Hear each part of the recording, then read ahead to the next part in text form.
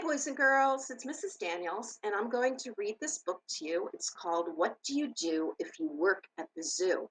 And something really exciting about this book is that today is the day that it was published. So it just became available today. I bought it for my Kindle, and that means that I can read it to you on the computer. So you guys are probably some of the first kids in the world reading this book. What do you do if you work at the zoo? So think about that question. What do you think some of the jobs are at the zoo? Do you have any clues from the cover of the book? So as I'm reading, think about which job you would like to have if you worked at the zoo.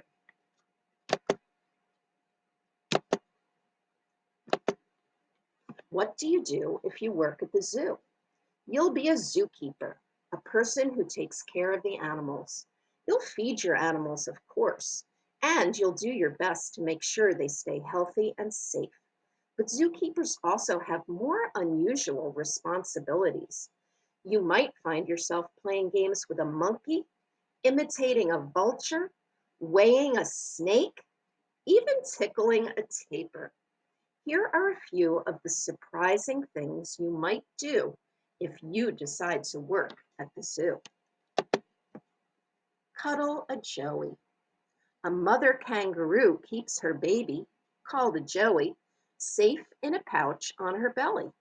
This joey doesn't have a mother, so for the next 6 months, you'll carry it in your own pouch made of cloth. Impersonate a vulture. This king vulture chick is being raised in a zoo, but when it is old enough, it will be released into the wild. To keep it from becoming attached to a human, you should feed it with a hand puppet that looks like an adult vulture. Count a colony. It's important to keep track of all the animals in a zoo. Making a regular count of these Humboldt penguins will ensure that none of them are missing or sick. Rub an aardvark's ears. At home in Africa, aardvarks are nighttime creatures, but in a zoo, they are often active during the day. You'll need to slather sunscreen onto the aardvark's sensitive ears to keep them from getting sunburned. Shine a tortoise's shell.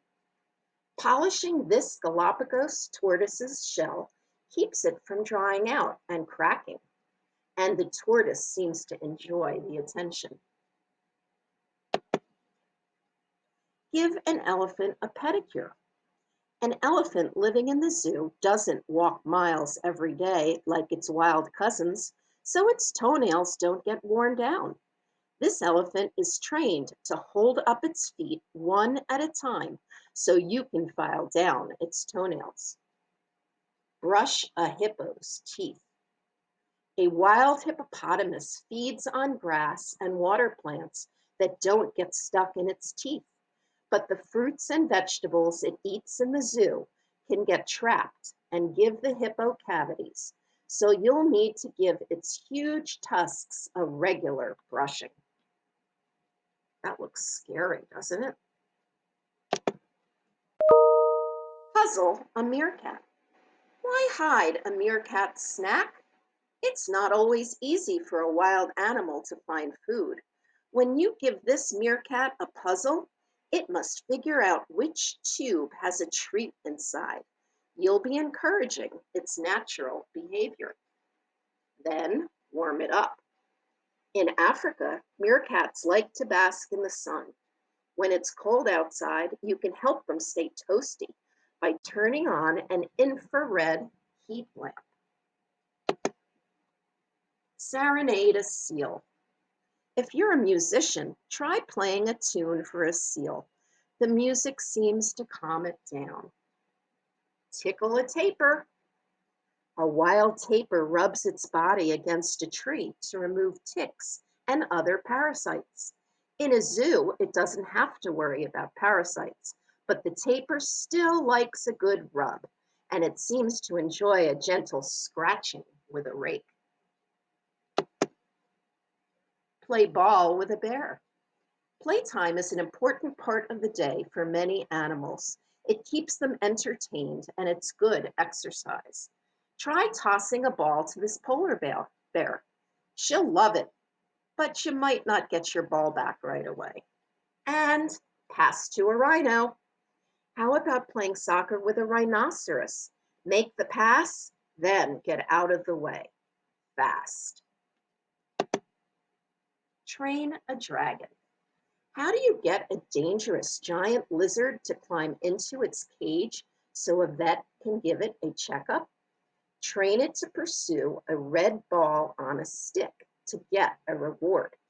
When the Komodo dragon follows the ball into its cage, give it a dead rat. What a treat! Pick up panda poop. Pandas eat almost nothing but bamboo, and they eat a lot of it, which means they make a lot of poop. So get your shovel. It's a dirty job, but somebody has to do it. And not just for the pandas. Zookeepers clean up after all the animals in the zoo. Don't make this at home. When it's hot, kids aren't the only ones that like popsicles. Zoo animals get fruitsicles, fishsicles, and meatsicles. You can make a hyena happy with a bloodsicle. Bottle feed a giraffe. This little giraffe's mother is sick and can't nurse her baby. So you'll need to give the calf a bottle of milk every few hours. It just might decide that you're its mother. Or a manatee. A hurricane separated this baby manatee from its mother. Manatees are mammals, and their young drink milk. You'll be feeding it by hand for the next year or so. Size up a guitarfish. If you know how to scuba dive, you can measure this guitarfish, a close relative of the shark. Keeping track of an animal's size lets you know if it's healthy and growing properly. Oh my goodness, look at that gigantic snake. And what are those four men standing on, or four people? What are they standing on? They look like scales, like you weigh things on. Pick up a python. Keeping track of an animal's weight is one way to make sure it is getting enough food. But to weigh a 350-pound snake, you'll need to recruit some friends. Entice an elephant seal. How do you weigh an elephant seal? This enormous animal is happy to flop onto a scale as long as you reward it with lots of yummy raw fish. Introduce a friend. Cheetah cubs usually have several brothers and sisters, but this cheetah was born alone and it seems to be lonely. Try introducing it to a new playmate, a golden retriever puppy. And that's the end of the story part of the book. And here are some really interesting facts about zoos. And I am going to make a slide of this so that you can read it at home with somebody in your family. And I will share it with your teachers so that they can post it on their Google Classroom. So now that you've listened to the book and thought about what you would like to do if you were a zookeeper, please share it on Flipgrid with your friends in first grade. Hope you enjoyed the book.